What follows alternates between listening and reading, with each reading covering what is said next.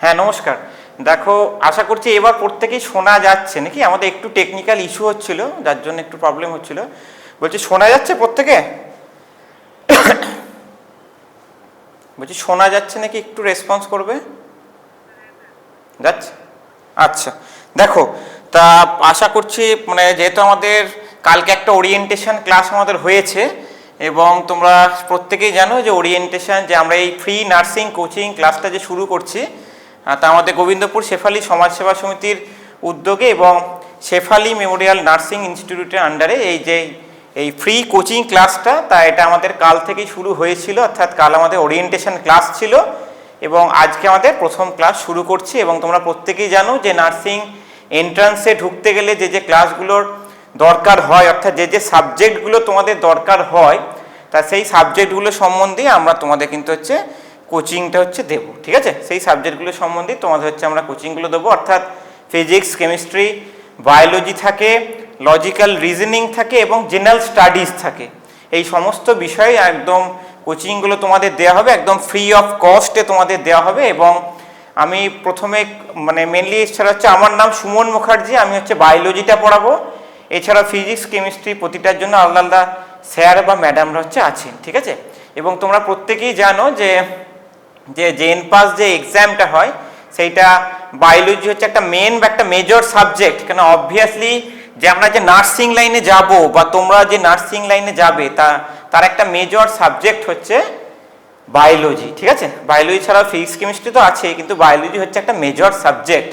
তাই মেজর সাবজেক্টটা থেকে যে বিশাল কিছু আসে তা কিন্তু নয়। কেন, যেহেতু অনেক আর্টসের স্টুডেন্টরাও জিএনএম নার্সিং যেহেতু করো, সুতরাং খুব সিম্পল কিছু জিনিসের ওপর, যে জিনিসগুলো অলরেডি তোমরা 9-10 লেভেলে পড়েছো বা 11-12 লেভেলে কিছু কিছু করে পড়েছো, সেই খুব সহজ কিছু টপিকই কিন্তু থাকে। ঠিক আছে, সেই কিছু সহজ টপিক থাকে এবং আমাদের কাজ যে তুমি যে পড়াটা পড়বে সেই সহজ টপিকটা আরও সহজতর করে দেওয়া। ঠিক আছে, সেইটা কাজ।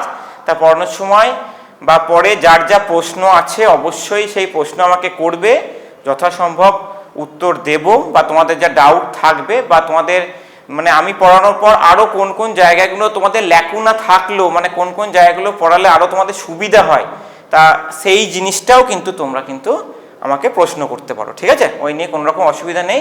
এবং আমাদের এই নার্সিংয়ে যে ফ্রি যে অনলাইন ক্লাসটা, তো এইটা হবে কিন্তু সোম থেকে শুক্রবার বেলা 12টা থেকে 12টা 45 পর্যন্ত। কিন্তু তোমাদের যদি কোয়ারি থাকে এবং তোমাদের যদি ডিম্যান্ড থাকে, সেই ক্লাসটা কিন্তু আমরা কন্টিনিউ করতে পারি 1টা পর্যন্ত, আমাদের কোনো রকম অসুবিধা নেই। ঠিক আছে, অর্থাৎ তোমরা যাতে উপকৃত হও, অর্থাৎ বিভিন্ন শিক্ষার্থীরা যাতে উপকৃত হয়, সেইটাই কিন্তু আমাদের একমাত্র লক্ষ্য এবং উদ্দেশ্য। ঠিক আছে, তা আজকে একটা ছোট্ট জিনিস নিয়ে তোমাদের পড়াবো, সেটা তোমাদের প্রত্যেকে আইডিয়া আছে।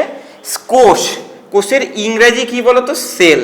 ঠিক আছে, CELL। ঠিক আছে, কোষের ইংরেজি সেল। এবার তোমাদের বোর্ডটা ঠিকভাবে দেখতে পাচ্ছ না? অসুবিধা হচ্ছে, একটু দু একজন আমাকে কমেন্ট করে একটু বলবে। বলছি দু একজন একটু কমেন্ট করে বলবে যে বোর্ডটা তোমাদের ক্লিয়ারলি ভিজিবল হচ্ছে কিনা। হ্যাঁ, পাচ্ছ দেখতে? হ্যালো, আচ্ছা ঠিক আছে একদম। দেখো, তা শুরু করছি আমরা। কোষ একদম সিম্পল জায়গা, যেটা তোমরা অলরেডি ক্লাস 9 থেকেই তোমরা জানো যে কোষ কি, কোষ জিনিসটা অ্যাকচুয়ালি কি। দেখো, কোষ জিনিসটা অ্যাকচুয়ালি কি, দেখো, কোষ কারো আইডিয়া আছে যে কোষ জিনিসটা অ্যাকচুয়ালি কি? তোমরা যদি একটু মন্তব্য করো কেউ। দেখো, আমি বলে দিচ্ছি। দেখো, জীবদেহের ক্ষুদ্রতম একক। ঠিক আছে, জীবদেহের ক্ষুদ্রতম একক কোষ বলা, অর্থাৎ যাকে আমরা ইংরেজিতে বলি structural and functional unit of life. ঠিক আছে, structural and functional unit of life, যাকে আমরা বলি সেল বা কোষ। ঠিক আছে, structural and functional unit of life. অর্থাৎ তোমরা প্রতিটা জানো যে আমরা স্ট্রাকচারাল ইউনিট কেন বলছি কোষকে, বা ফাংশনাল ইউনিটই বা কেন আমরা বলছি। দেখো, এটা তোমাদের প্রত্যেকেরই আইডিয়া আছে। তা দেখো, স্ট্রাকচারাল ইউনিট কেন বলছি, তার কারণ তোমরা প্রত্যেকের জন্য যে একটা বাড়ি ঘরদোর যে তৈরি হয়, তা সে বাড়ি ঘরদোর তৈরির জন্য কি লাগে? ডিফারেন্ট টাইপস অফ ব্রিক্স লাগে, তাই তো, ইট লাগে। সেই রকমই আমাদের জীবদেহ বা যে কোনো একটা জীবদেহ গঠনের জন্য কি লাগে? কোষ লাগে। ঠিক আছে, অর্থাৎ কোষগুলি সম্মিলিতভাবে মিলিত হয়ে একটা জীব দেহ গঠন করে। অর্থাৎ কোষ থেকে সেলগুলো থেকে কি তৈরি হয়, একটা টোটাল বডি ফর্ম হয়। ঠিক আছে, সেলগুলো থেকে অর্থাৎ জীবদেহে যে অনেকগুলি কোষ থাকবে সেই কোষগুলি সম্মিলিত বা মিলিত ভাবে একটা জীব দেহ গঠিত হয়। ঠিক আছে, জীব দেহ গঠিত, সেই জন্য আমরা কোষকে বলি আমাদের জীবদেহের ক্ষুদ্রতম একক। ঠিক আছে, প্রত্যেকে ক্লিয়ার তো? এবার দেখো এটাকে বললাম স্ট্রাকচারাল ইউনিট। একটা সেলের বা একটা কোষের ইংরেজি ডেফিনেশন কি বললাম? Structural and functional unit of life. ঠিক আছে, তা স্ট্রাকচারাল কেন বললাম? গঠনগত। তাহলে তোমরা প্রত্যেকে জানো যে বিভিন্ন প্রকার কোষ মিলিত বা সম্মিলিত ভাবে একটা কিন্তু জীব দেহ গঠন করছে, সেই জন্য কোষকে বললাম জীবদেহের গঠনগত একক। এছাড়াও হচ্ছে জীবদেহের কার্যগত একক আমরা কোষকেই বলেছি। কেন বলেছি জানো? দেখো যে বিভিন্ন জীবদেহ, যেমন একটা মানুষকেই ধরো, মানুষের বিজ্ঞানসম্মত নাম তোমাদের প্রত্যেকেরই জানা উচিত। সেই মানুষের বিজ্ঞানসম্মত নাম হচ্ছে হোমো সেপিয়েন্স সেপিয়েন্স।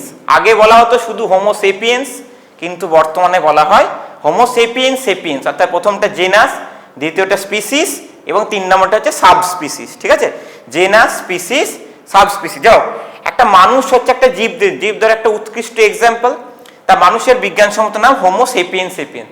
তা দেখো মানুষের দেহ গঠনকারী বিভিন্ন কোষ আছে, সেই জন্য বললাম বিভিন্ন কোষগুলি মিলিত হয়ে একটা জীবদেহ বা একটা বডি তৈরি করে।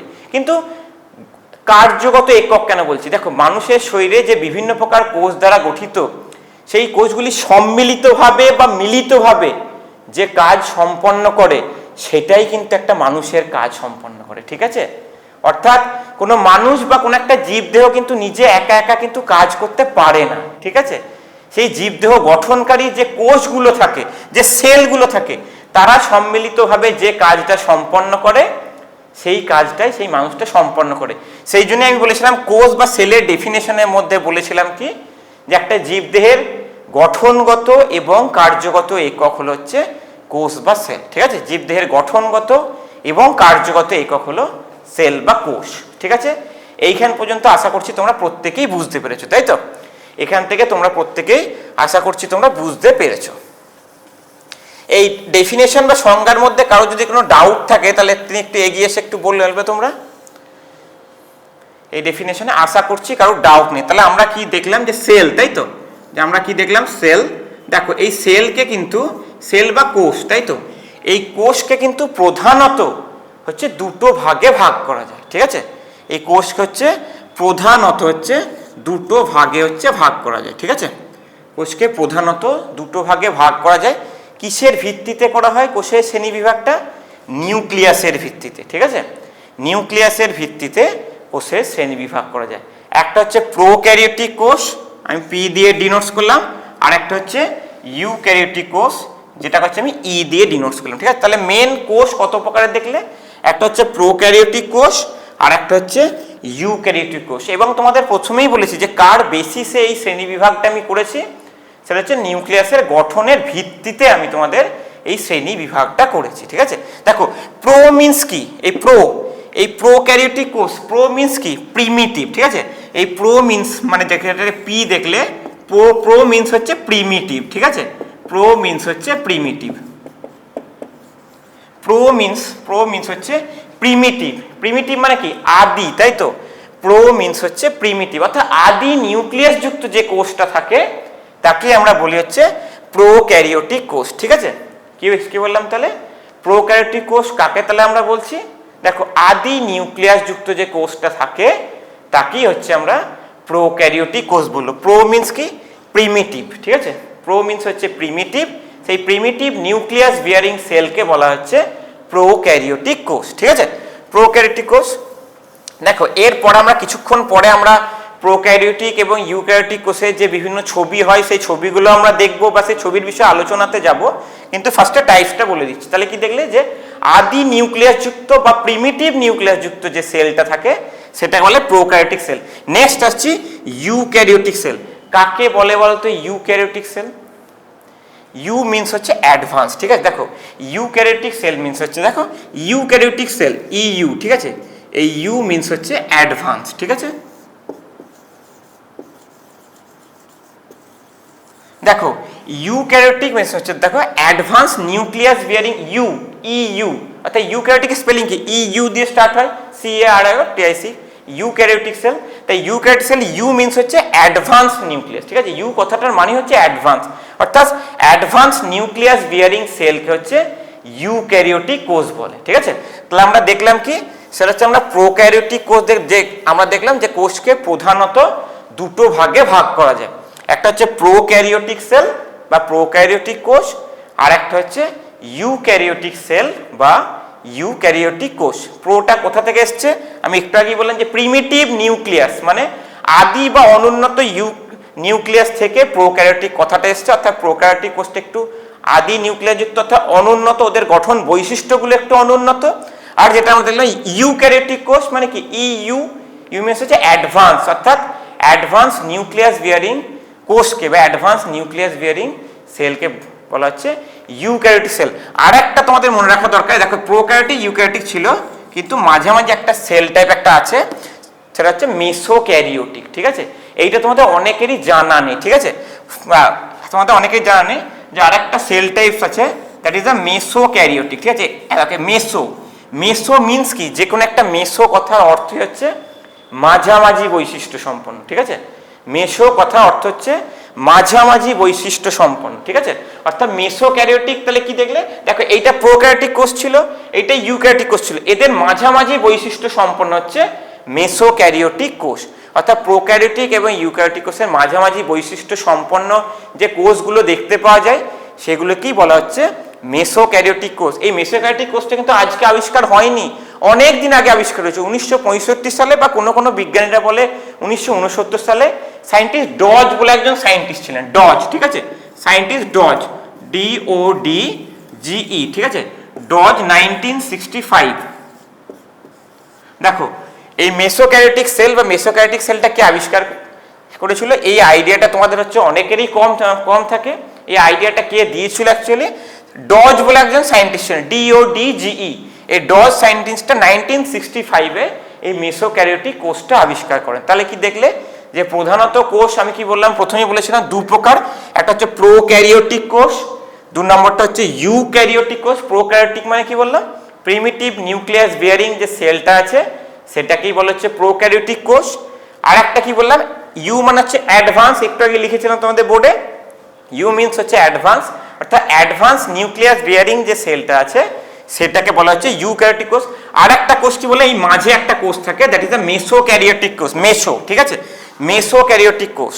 তাই মেসোক্যারিওটিক কোষটা তাহলে কি দেখলে যে প্রোক্যারিওটিক এবং ইউক্যারিওটিক কোষের মাঝামাঝি বৈশিষ্ট্য হচ্ছে মেসোক্যারিওটিক কোষ।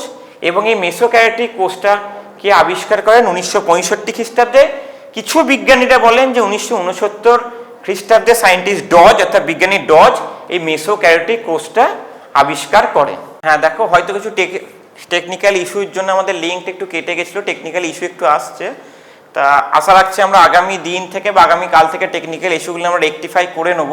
তা আরেকবার বলে দিচ্ছি, কোষকে দুটো ভাগে প্রধানত ভাগ করেছিলাম, একটা হচ্ছে প্রোক্যারিওটিক আর একটা হচ্ছে ইউক্যারিওটিক, অর্থাৎ প্রিমিটিভ নিউক্লিয়াস বিয়ারিং সেলকে বলা হয়। হ্যাঁ দেখো, আমাদের বারবার একটু টেকনিক্যাল ইস্যু হচ্ছে, তোমরা প্রত্যেকেই জানো যে আমাদের একটু টেকনিক্যাল ইস্যু একটু আমাদের আসছে, ঠিক আছে।